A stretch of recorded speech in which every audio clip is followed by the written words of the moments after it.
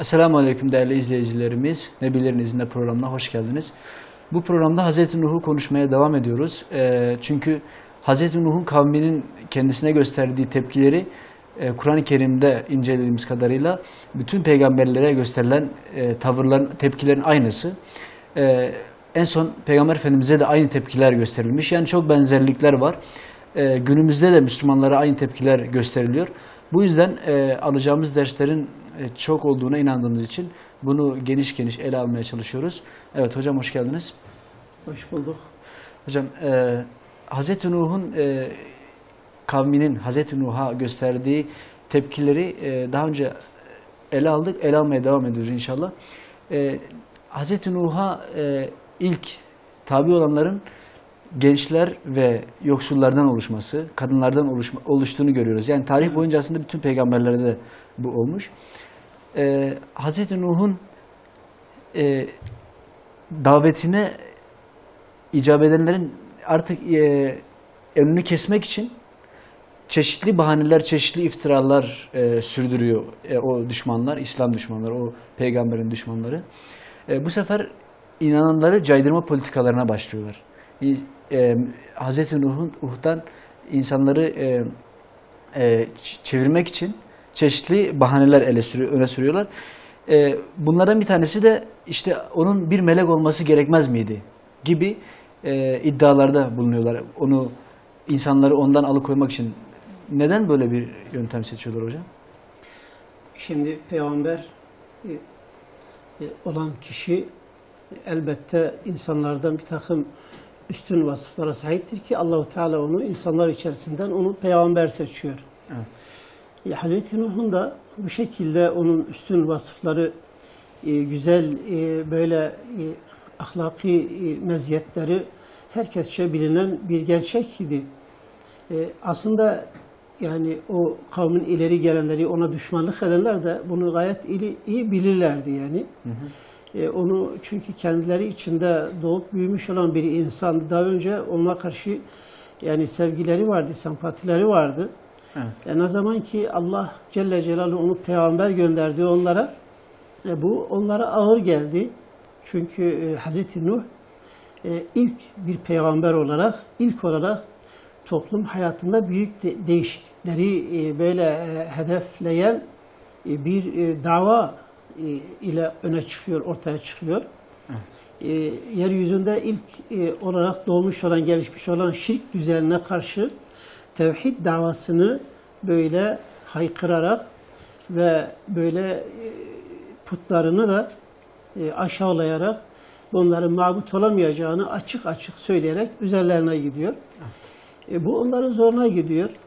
Tabi Hazreti Nuh'daki bu güzel cevherleri gören yoksul tabaka, gençler, köleler bunlar hemen icabet ediyor. Nuh Aleyhisselam'ın etrafında toplanıyorlar. Hı hı. Bunların toplanmasıyla da daha önce bahsetmiştik. Yani ekabir takımı, müstekbirler, mustazaflar böyle peygamberin, Nuh peygamber etrafında toplanınca müstekbirler de bir araya gelip kendileri de bir cephe oluşturuyorlar. İki blok oluşuyor dolayısıyla. Ama bu batıl bloku sürekli çoğunlukta, hı hı, ve hem de en azgınlar hep orada. Bu defa bunlar bir takım tedbirlere başvuruyorlar. Ne yapalım? Önce Hazreti Nuh için bu yalancıdır diyorlar. Yalan söylüyor, inanmayın. Evet. Kimse yalan söylediğini görmemiş. Bütün peygamberler doğru, dürüst insanlar, namuslu insanlar. Evet. Tutmuyor. Bu adam üstünlük taslıyor. Aslında size başolmak istiyor. Sizi böyle hakimiyeti altına almak istiyor. Yani liderlik sevdasıdır. Böyle bir şeyin peşindedir. Biz onu biliyoruz, anlıyoruz vesaire. Bakıyoruz ki Hazreti Nuh böyle o yani liderlik peşinde olan gidip böyle fakir fukarayla arkadaş olmaz. Evet. Yoksul tabakayla aynı seviyede durmaz yani. Bu da tutmayınca bu defa ne yapalım? Biz onu oradan çıkaralım. Onları terk et, bizim yanımıza gel de biz sana değer verelim. Aslında senin yerin orası değildir, bizim yanımızdır.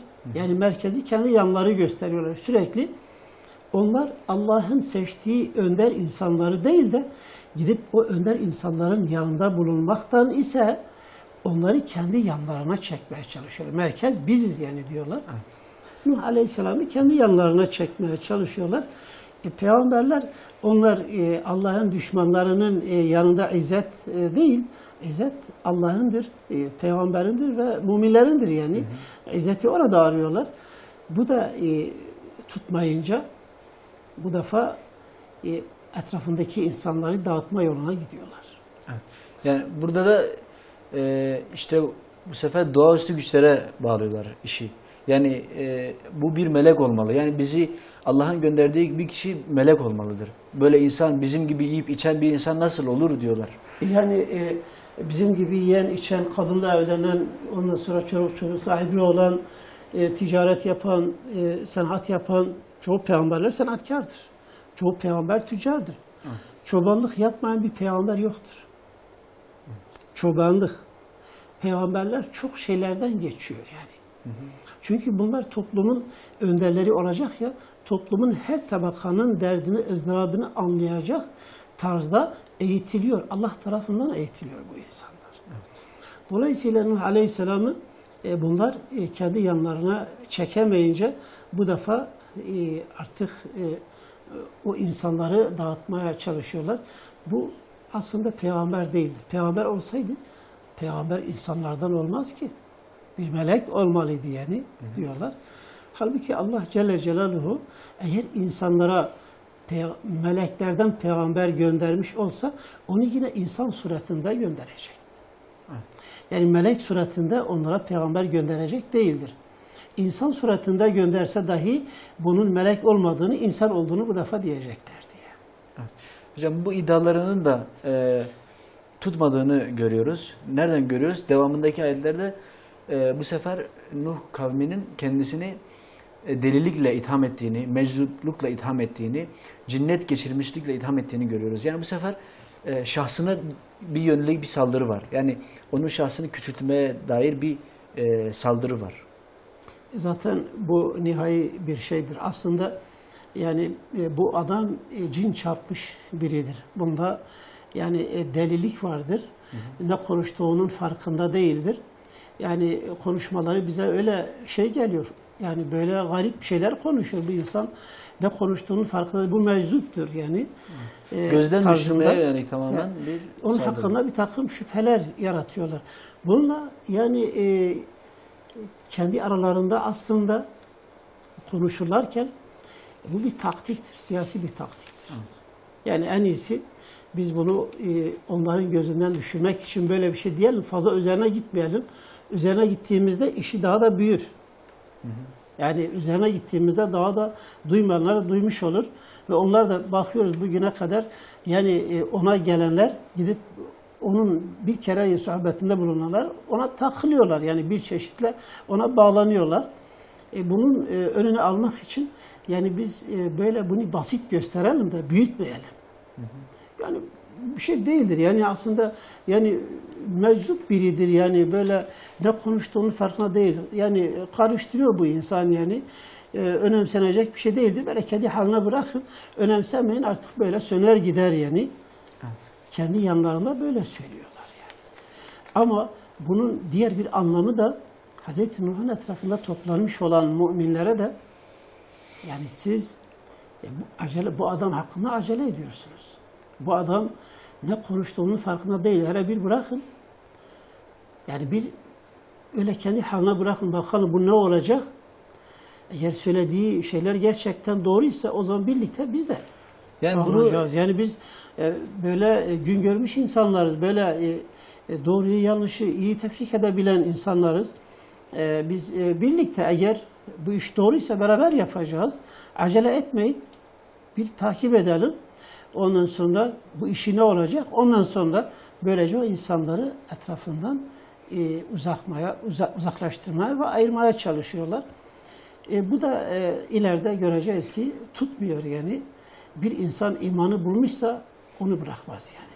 Bunu Mekke müşrikleri de Peygamber Efendimiz'e söylüyorlar, soruyorlar. Hatta diyorlar ki biz bütün paralarımızı, imkanlarımızı seferber edelim seni iyileştirmek için, seni tedavi etmek için.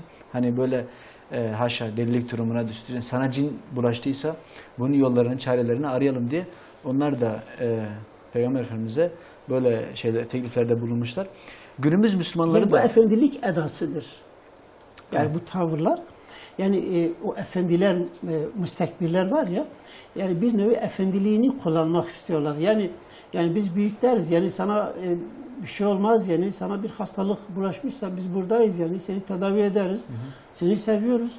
Ondan sonra sen bizim gözümüzün nurusun gibisinden böyle, yani onu sürekli kendi altında tutarak kendileri de üstte duruyorlar. Bu şekilde peygamberi dahi böyle kendi kontrolde tutmaya çalışıyorlar. evet. Günümüz Müslümanları da bundan nasibini alıyor değil mi hocam? Bu her zaman böyledir. Her zaman Tarih sünnetullah. Tarih boyu böyledir. Sürekli şirk ehliyle tevhid ehli arasında cereyan eden olay budur. Şirk ehli sürekli tağutlaşıyor.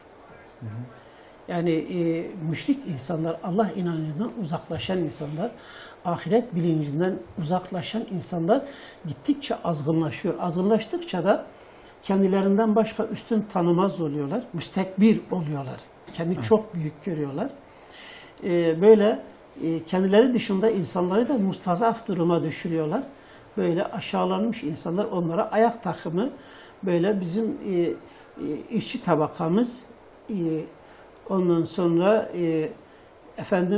hizmetçi tabaka, yani çalışan tabaka.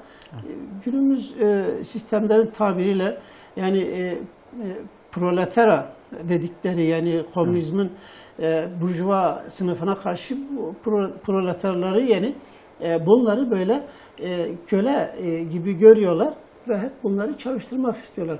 Ancak yani burjuva dedikleri, yani müstekbirler de onlar da yani sözde bunlara yani hamilik edercesine aslında zulüm ediyorlar yani. Büyük zulüm yapıyorlar. O gün de zulüm yapmışlar, bugün de zulüm yapıyorlar.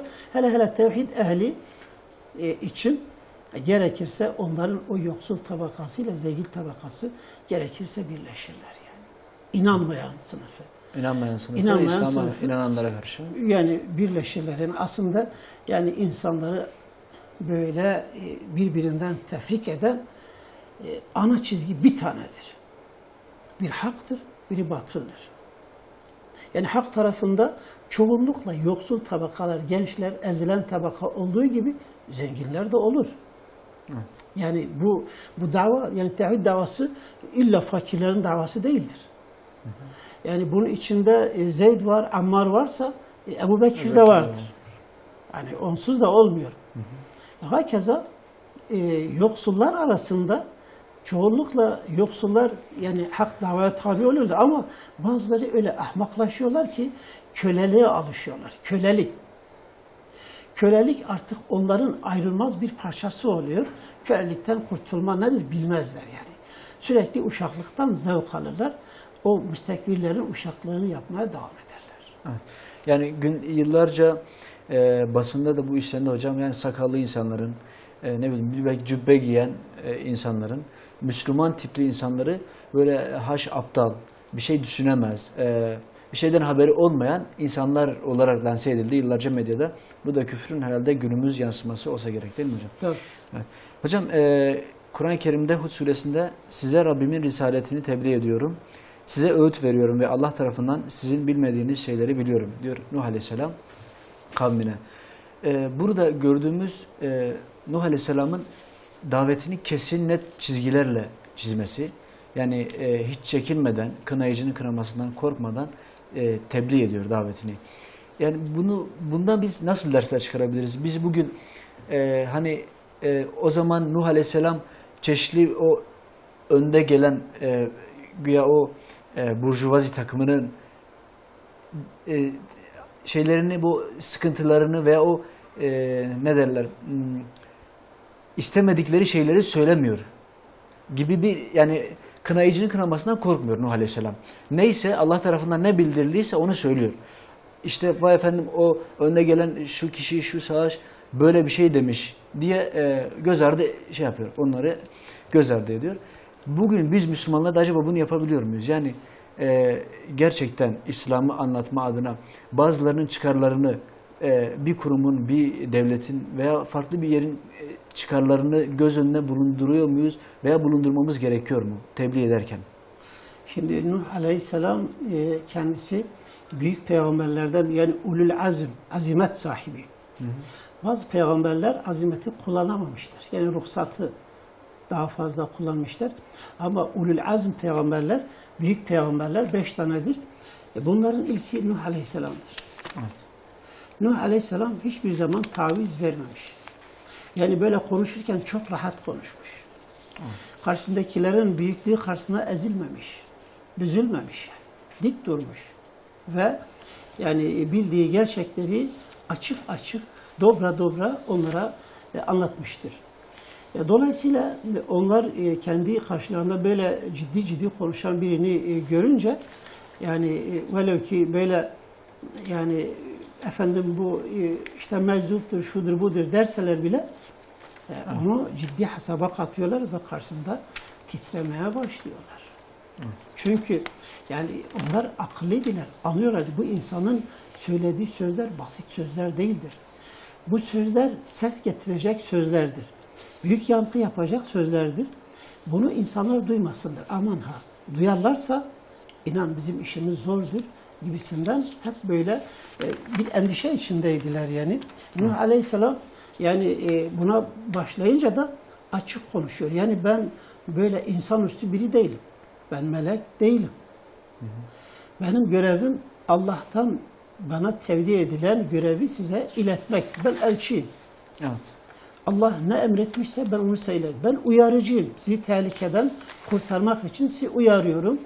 Sizin önünüzdeki güzel şeyleri sizden müjdeliyorum. Allah'ın cennetinin nimetini size müjdeliyorum. Azabıyla da sizi korkutuyorum. Ve bu Allah'ın azabını açık açık onlara anlatıyor yani.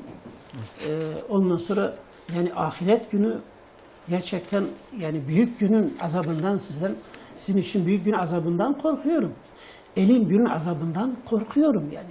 Siz oraya gideceksiniz, yok olacaksınız, helak olacaksınız. Ciddi ciddi uyarıyor. Bunu yaparken de nasihat ederek yani. Böyle onları aşağılayarak, onları basit göstererek değil, onları adam yerine koyarak yani. Yani başta böyle ey benim kavmim, daha önce bunu açıkladık değil mi? Evet. Yani böyle bir akrabalık bağını vesile edinerek onlara gidiyor. Ondan sonra yani bunu anlatırken güzel bir üslupla anlatıyor. Ama bu yumuşak üslup içerisinde gerçekleri de veriyor. Evet. Yani gerçekleri göz ardı etmiyor. Gerçekleri olduğu gibi apaçık bir şekilde anlatıyor onlara. Bu gerçekleri duyar, velev ki yumuşak da olsa gerçek görünce bu sözlerin altında onların saltanatına bir zarar geliyor. Saltanat gidiyor. Evet. Aslında Nuh Aleyhisselam'la yani Nuh kavminin mücadelesi bir noktada da onlar açısından saltanat kavgası. Evet. Ama Nuh Aleyhisselam açısından tevhid mücadelesidir. Evet. Onların mantığında bir saltanat mücadelesidir. Kendi saltanatlarının mücadelesini veriyorlardı. Evet. Hocam Allah razı olsun. Şimdi ayetlerden de gördüğümüz kadarıyla Nuh Aleyhisselam kavmi Allah'a kabul ediyor. Allah'ın varlığına inanıyor. Bunu işte Allah dileseydi bir melek gönderirdi ayetinden de anlayabiliyoruz. Yani Allah dileseydi demek Allah'ın varlığını kabul ediyorlar. Pekala bunlar Allah'ın varlığını kabul ettiği halde şirkten kurtulamıyorlar. Neden kurtulamıyorlar şirkten? Bir de tevhid ve şirkin esas mahiyeti nedir? Bunu açıklayacak olursak neler söyleriz? İşte burası çok önemli bir şey. Yani Nuh kavmi de Allah'ın zatını inkar etmiyordu. Evet. Allah'ın varlığını kabul ediyordu. Allah vardır, o büyük ilahtır, büyük Rabb'dir. Hı hı. Fakat yani tapındıkları başka o kendi elleriyle oluşturdukları mabutları da onları da ilah kabul ediyorlardı. Bu noktada şirke girmişlerdi. Yani Allah'ın zatı hakkında değil de sıfatları hakkında şirke düşmüşlerdi. Evet. Yani bazı varlıkların Allah'ın Allah'a ait olan bir takım vasıfları kendi putlarına ait etmişlerdi. Ondan sonra bunlar da işte bu noktada ilahtırlar. Yaratıcı ilah değiller fakat yardımcı ilahtırlar. İşte onların şirke düştüğü nokta çoğunlukla buydu. Yani biz onları bizi Allah'a yaklaştırsın diye tapıyoruz diyorlar. Kur'an-ı Kerim'in deyimiyle değil mi hocam? Hiçbir zaman yani müşrikler tamamen Allah'ın zatını inkar etmiş değiller. En koyu müşrik toplumlarda yine din düşüncesi vardır. Hatta böyle cahiliye hayatının en derin noktasında bulunan müşrikler dahi kendilerinin Hazreti İbrahim'in dini üzerine, Hanif dini üzerine olduğunu sanmışlar. Evet. Yani Kureyş kavmi Hazreti Peygamber'e karşı yani onu sabilikle itham ediyorlardı. Sabi demek dinsiz demek, dinden çıkmış olan insan demek. Kendileri dindar, Evet. kendileri muhafazakar. Neyin muhafazakarları? Mekke'de hakim olan o put düzeni var ya, yani Allah'ın dinini tahrif ederek, İbrahim Aleyhisselam'ın getirdiği Hanif dini tarif ederek putları yeryüzünden kökünü kazıyıp atan İbrahim'in varisleriyiz diyen insanlar, işte o İbrahim ki putların kökünü kazmıştı. Put düşmanıydı ama İbrahim'in evlatlarıyız, İbrahim'in varisleriyiz diyorlardı. Bununla birlikte peygamberlerin görevi tebliğdir. Bütün peygamberler Allah'tan aldığı mesajı insanlara tebliğ ederler. Kabul edip etmemek insanlara aittir. Evet. Onlar zora insanlara kabul ettirecek değillerdir. Evet. Nitekim Nuh Aleyhisselam'da ben Rabbimin bana tevdi ettiği görevi yerine getiriyorum. Size işte Allah'ın bana tevdi ettiği görevleri iletiyorum, tebliğ ediyorum. Siz bunu kabul ederseniz sizin iyiliğinizdedir. Evet. Etmezseniz ben sizi zorlayacak değilim. Zoraki bunu size kabul ettirecek değilim. Neden? Çünkü iman kalbi bir şeydir yani. Yani zahiren insanlar kabul etseler dahi kalplerine girmemişse iman sayılmaz. Ondan dolayı iman yani böyle kerhen olmaz. Gönül işidir yani. Sevgi işidir. İnsanlar sevecekler, inanacaklar, bağlanacaklar yani. Evet. Nuh Aleyhisselam da Allah'ın emirlerini onlara anlatıyor. Gerçekleri onlara anlatıyor. Hak batılı anlatıyor. Helal haramı anlatıyor. İnanıp inanmamak onlara aittir. Onlara bırakıyoruz. Evet. وَمَا عَلَى الرُّسُلِ اِلَّا الْبَلَاغُ الْمُبِينَ Peygamberlere düşen ancak açık tebliğdir. Onlar apaçık tebliğ ederler. Hidayet Allah'ın elindedir. Yani peygamberler insanları hidayet etmezler. Evet. Peygamberler bir elçidir. Allah onları görevlendiriyor. Gidip o elçilik görevini yerine getiriyorlar. İnanmak, inanmamak insanlara ait bir şeydir. Elbette yani insanları inandırmak için son dereceye kadar güçlerini kullanırlar. İnandırmaya çalışırlar. Bütün ikna metodları kullanılır. Tabii ikna metotlarını kullanırlar. Fakat yani onlar inanmayınca, inanmak istemeyince peygamber zorla onları inandıracak değildir. O yüzden Nuh Aleyhisselam zaten böyle söylüyor. Ben sizin iyiliğinize olan şeyleri apaçık söyledim. Ve sizin önünüzde olan tehlikeleri birer birer açıkladım. Artık bundan sonra siz hala iman etmezseniz ben sizi zorla imana getirecek değilim. Allah hidayet yani nasip etmemişse gelmezler yani. Evet. Kimler imana layıktır, değerlidir. Allah-u Teala onlara imanı nasip ediyor.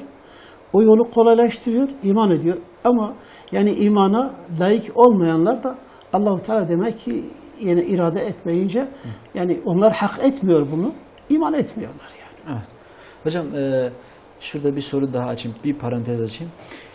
Şimdi günümüzde de insanlar bunu çok kullanıyor. Hani bir şey söylediğin zaman diyor ki dinde zorlama yoktur. Ne zorluyorsun beni gibi. Ama bunları söyleyen Müslüman. Yani Allah'ın o emirlerini kabul etmiş birisi. Şimdi burada ölçü nedir? Yani şimdi fıkıh kitaplarında mesela namaz kılmayanlara karşı alınacak tedbirler sıralanıyor. Onlara yapılacak muamele sıralanıyor. Veya zekat vermeyenlerin yani bir zorlama var onlara karşı. Yani İslami ölçülerde. Ama onlar da bunu bilmeyenler de diyor ki kardeşim zorlama yoktur İslam'da. Niye zorluyorsun beni? Yani gerçekten İslam bunlara mı zorlama yoktur demek istiyor yoksa gayrimüslimlere mi zorlama yoktur diyor? Şimdi inanma konusunda dinde zorlama yoktur.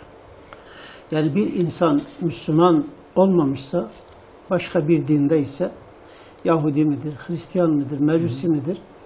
Yani herhangi bir dini vardır. Bir dini vardır. Müşrik değildir yani. Şirk için özgürlük yok. Ama yani semavi dinlerden bir dine mensupsa o dinin mensuplarına zorlama olmaz.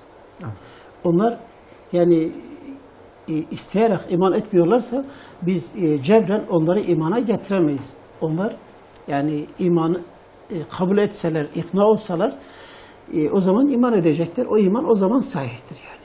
Evet. Ama korkudan veyahut bir takım şeyleri tamah ederek menfaat çıkarlar temin etmek için böyle Müslümanların safına geçmişler, iman etmişler. Çoğunlukla böyle münafık kalmışlardır.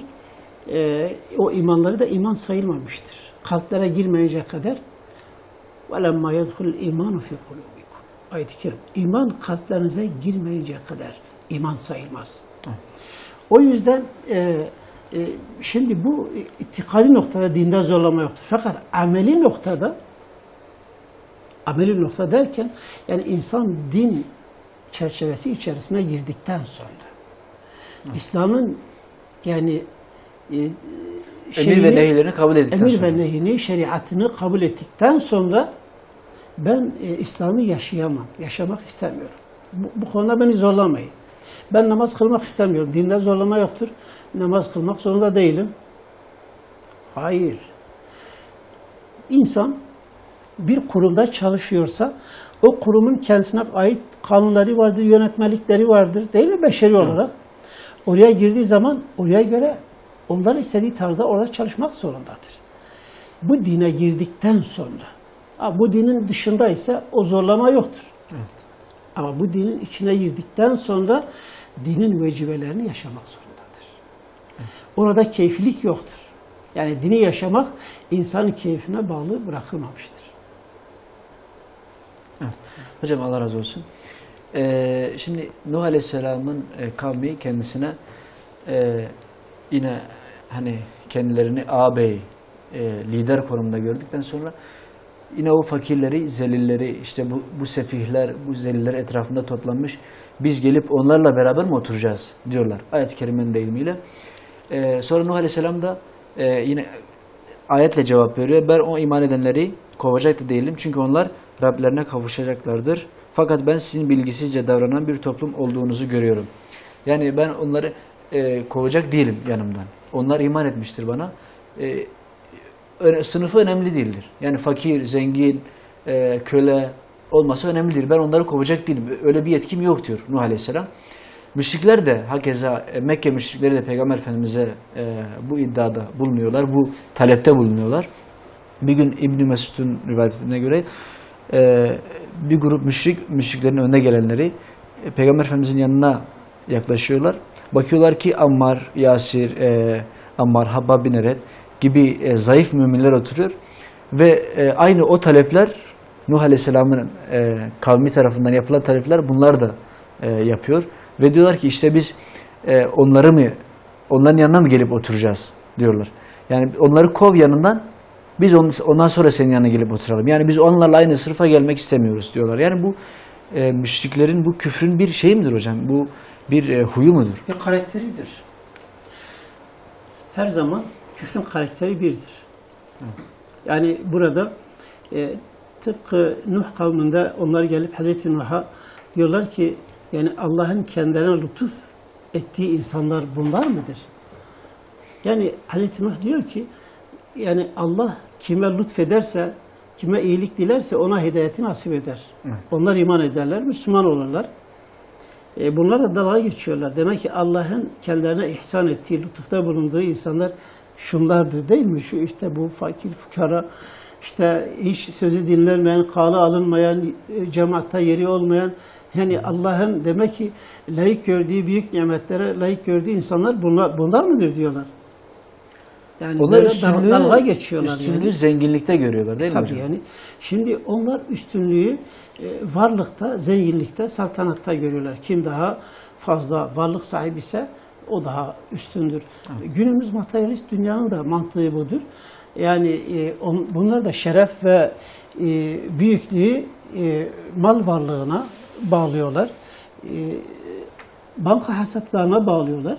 Bugün Amerika'da kimin bankada yani banka hesapları daha fazla kabarıksa daha fazla söz sahibi odur. Evet. Yani Batı dünyasında hep böyledir. Yani izzet, şeref onların bankadaki hesapları kadardır.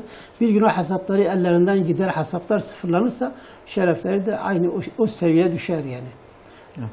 Kıymetleri de değerleri de aynen o seviyeye düşer. Ama yani Allah katında değer, şeref, izzet imandadır, takvadadır yani. Evet. Nuh Aleyhisselam'ın yani o zamanki kavminin ileri gelenleri, azgınlar, o müstekbirler, onlar işte o müminleri basit görüyorlardı. Yani bunlar senin yanında olduğu müddetçe biz gelip senin yanında oturacak değiliz. Evet.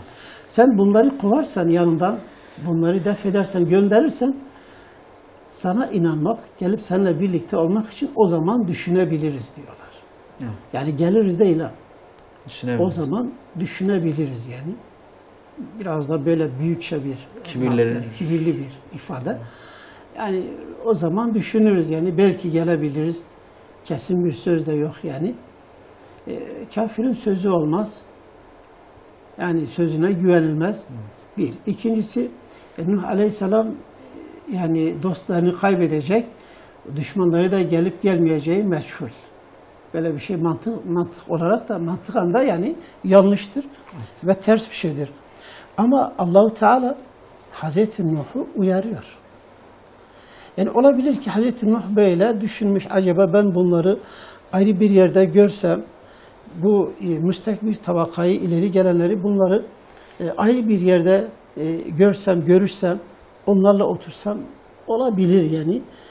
En azından onları yavaş yavaş alıştırabilirim gibisinden Allahu Teala hemen onları uyarmış. Onu uyarmış Nuh Aleyhisselam'ın. Onların hesabından sana, sen hesabından onlara bir şey yoktur. Evet. Sen yani onların sorumlusu değilsin.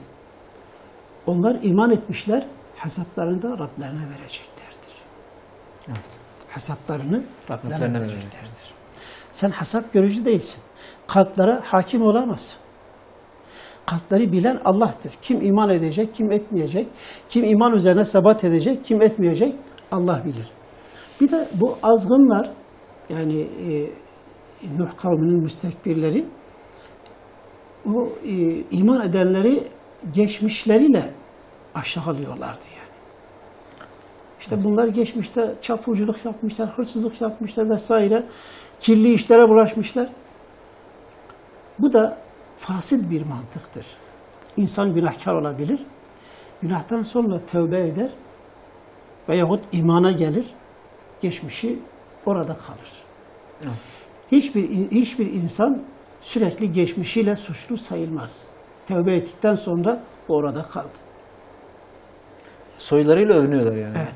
Yani günümüz şeyleri de öyledir. Yani bir insan bir suç işlemişse, yani bir yanlışlık yapmışsa ömür boyu onun mahkumudur.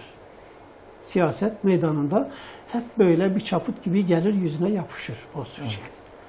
Yani pişman olmuş, tövbe etmiş, ondan dönmüşse hala sicili bozuktur. Oysa ki bir insan tövbe ettikten sonra mesele bitiyor. Allah Celle Celaluhu insanın kalben tövbe ettiklerine bakar. Yani bir insan kalben tövbe etmiş, Allah'a yönelmişse geçmişi kapanmıştır. Evet. Tövbe-i nasuh ile tövbe etmiş ve gerçek bir imanla iman etmiş, hidayete gelmiş. Daha önce müşrik olmuş, putlara tapmış. Yani biz diyebiliriz ki Hazreti Ömer siz dediğiniz, ya o da bir zaman putlara tapıyordu ya. Evet. Doğrudur. Putlara tapmıştı yani. Sahabe-i kiramın çoğu daha önce putperestti yani. Sen yani onları o geçmişle yani itham edebilir misin? Hayır. Yani o geçmişi orada kaldı. O yüzden Nuh Aleyhisselam da diyor yani onlar geçmişlerinde bir takım şeyleri yapmış olabilirler. Ben geçmişlerine bakmam. Bana iman ettikten sonra, bana bağlandıktan sonra bu noktadan itibaren benim yanımda önemleri, itibarları bu noktadan itibarendir. Evet. Bunlar şu an benim yanımda değerli insan. Benim insanlardan istediğim Allah'a inanmaları, bana tabi olmalarıdır. Bunlar bunu yapmışlar. Buyurun siz yapın, ben size de bunu yapayım. Kim önce iman eder, ondan sonra peygambere tabi olursa, Allah'ın ona gönderdiği talimatlara uyarsa, değerli olan odur. Evet. Geçmişine bakılmaz, kavmine, haysiyetine, üstünlüğüne, malına, mülküne bakılmaz yani. Hı hı. Allah katında bunlar geçerli akça değillerdir. Yani. Irk, dil, mezhep fark etmiyor. O yüzden Hazreti Nuh diyor ki ben onları yanımdan kovacak da değilim. Yani siz gelesiniz diye size yol açmak için onları kovacak değilim. Kovamam da. Hocam burada Ümmü Mektum hadisesi bir yere koyulabilir mi yoksa? Abese suresinin Peygamberimiz Aleyhisselatü o aynı meseledir yani. Evet. Şimdi Hazreti Peygamber sadece yani İbn-i Ümmü Mektum'u dinlememiş yani. Evet. Yani Velid bin Mughire ile muhatap iken İbn-i Ümmü Mektum geliyor orada yani dinini soruyor. Ya Resulallah bana dinimi öğret yani. Hazreti Peygamber ona ben sana dinini öğretmem demiyor.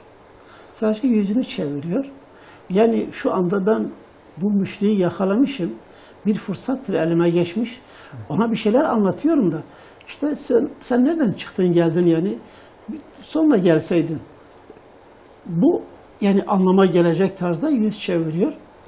O müşrikle konuşmaya devam ediyor. Allah-u Teala hemen uyarı gönderiyor. Evet. Yani peygamberine uyarı gönderiyor. Peygamberine uyarı gönderiyor.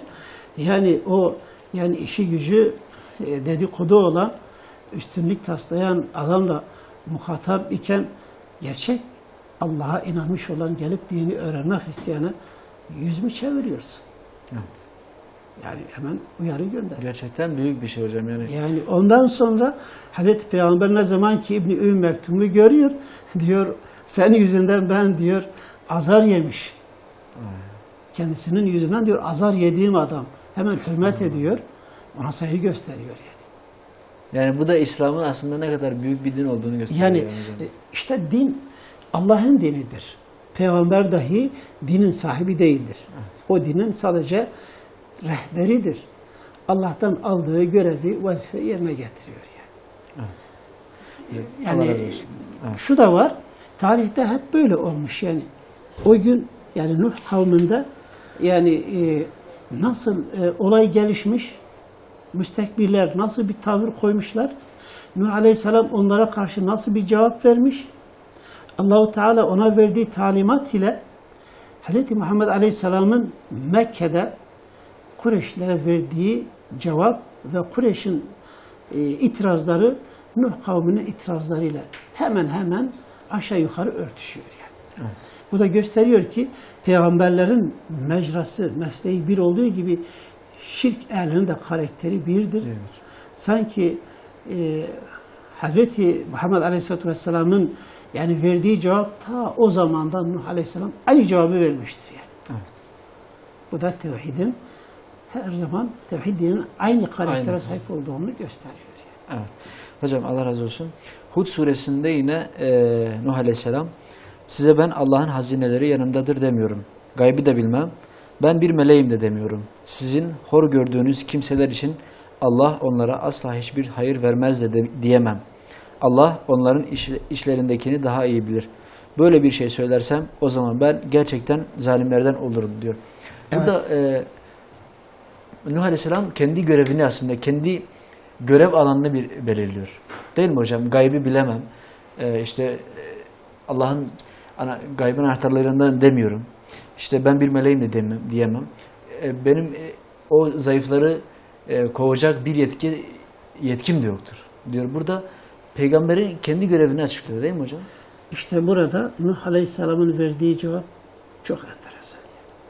Ben gaybı bilmiyorum. Yani insanların kalplerini ben bilmiyorum. Siz diyorsunuz ki bunlar dürüst değiller. Ondan sonra yani yalancıdırlar. Sana gerçekten aç kalmışlar. Boş insanlar, berada insanlardır. İşte gelip sen etrafında toplanmışlar. Ben kalpleri bilmiyorum. Gaybı Allah bilir. Ben zahire bakarım. Zahiren benim onlardan istediğim itaattır. Bana itaat ediyorlar. Benim onlardan istediğim Allah'a yalnız ibadet etmektir. Yalnız Allah'a ibadet ediyorlar. Putlardan, şirkten, küfürden sakınmaktır. Haramlardan sakınıyorlar. Zahirine ben baktığım zaman bir sorun yoktur. Gaybi de Allah bilir. Hesaplarını ahirette eğer kalpleri başka ise ahirette hesaplarını Allah görecektir. O Allah'ın işidir. Yani gaybi bilmek Allah'ın işidir. Hazreti Peygamber Aleyhisselatü Vesselam da öyleydi. Yani gayble ilgili bütün peygamberler Allah-u Teala sınırlı bilgi vermiştir onlara. Bazı durumlarda gayble ilgili onlara bilgi vermiştir. Yoksa gayb perdesi peygamberlerden tamamen açık bir mesele yoktur yani. Evet. O Peygamber Efendimizin de o inşallah demediği hadise o geçmiş kavimlerden kendilerini Yahudilerin bilgi istemesi zaten apaçık bir örnek değil mi hocam? Evet. Ya da İfk hadisesinin Peygamber Efendimiz tarafından bir ay boyunca çok büyük sıkıntılara girmesi. Yani bilmiyordu. Tebük seferinde yaşanan bir olay var. Bu daha açık bir örnektir. Tebük seferinde Allah Resulü Aleyhisselatü Vesselam'ın devesi kayboluyor. Bir yerde konaklıyorlar. Orada yani geceliyorlar. Biraz rahatlıyorlar. Üstlerini biraz yıkıyorlar. Sularını, yiyeceklerini tedarik ediyorlar. Derken yani herkes uyuyakalıyor. Kalkıyor herkes toplanırken eşyaları topluyor. Allah Resulü Aleyhisselatü Vesselam'ın devesi yok. Allah Allah. Ya bu deve nereye gitti? Arıyorlar, deveyi bulamıyorlar. Münafıklar hemen yaygaraya başlıyorlar. Allah Allah. Evet. Bu insan göklerden bahsediyor. Ahiretten, cennetten bahsediyor. Ama şimdi devesinin nerede olduğunu bilmiyor. Görüyor musun? Şimdi foyası yavaş yavaş ortaya çıkıyor diyorlar. Münafıklar yani. Hemen bir boşluk bulmuşlar, hemen oradan saldırıyorlar. Bu da münafıkların ayrı bir karakteri değil mi hocam? Tabii yani en ufak bir açıkta. En ufak bir açığı bulduğu zaman hemen adımını atıyorlar. Evet. Allah Resulü Aleyhisselatü Vesselam duyunca bunu çok rahatsız oluyor. Ve bir terleme geçiriyor. Böyle Allah Resulü bir ter basıyor yani. Evet. Ondan sonra başını kaldırıyor. Diyor vallahi ben de sizin gibi bir insanım. Gaybı bilen ancak Allah'tır.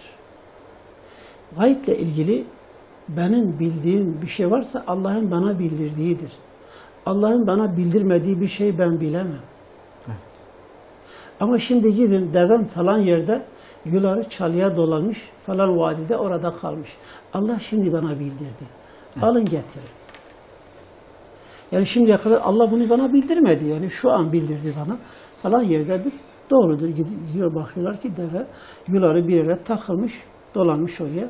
Sökemiyor. Orada takılı kalmış. Evet. Çözüp getiriyorlar. Yani Peygamber Aleyhisselatü Vesselam bunu onlara söylüyor. Bütün peygamberler biz sizin gibi beşeriz. Melek değiliz yani. Hazreti Nuh da ben size demiyorum ben bir meleğim.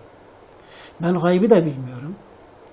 Ve yanımdaki insanları da kovacak değilim. Böyle bir gücüm, bir salahiyetim yoktur. Evet. Benim elimde öyle bir şey yoktur ki ben böyle yapayım sonra zalimlerden olayım. Yani demek ki Hazreti Nuh o yoksulları, o fakirleri etrafından kovup dağıtmış olsaydı ne olurdu? Zulmetmiş olurdu. Evet. Peygamberlerin şanına yakışmaz zulüm. Onlar zulüm değil, adalet bile yetmez onlar için. Rahmet. Sürekli peygamberler rahmet ve şefkat önderleridir. Evet. Yani adaletten hiç şaşmazlar. Bazen düşmanlarına bile rahmet ederler. Onlar büyük insanlar, gönül insanları. Böyle geniş düşünüyorlar. yanlarına giden kim olursa olsun kapılar açıktır. Evet. Bütün peygamberlerin, bütün risalet davasının bütün dönemlerinde böyle olmuştur. Peygamberlerin etrafında toplanan insanlar, yoksullar, fakirler, gençler olmuştur. Ama zenginler, ileri gelenler, mevki makam sahipleri bunlar ya gelmemişler ya da çok geç gelmişler. Kimileri de gelince yine münafık kalmış. Yani doğru dürüst iman etmemişler yani. Azı iman ederler bunlar. Evet. Allah hidayet versin. Amin. Hocam Allah razı olsun. Programımızın sonuna geldik. Süremiz bitmiş. Evet. Değerli izleyicilerimiz, bu hafta da programımızın sonuna geldik. Haftaya buluşuncaya dek Allah'a emanet olun. Esselamu Aleyküm ve Rahmetullahi ve Berekatuhu.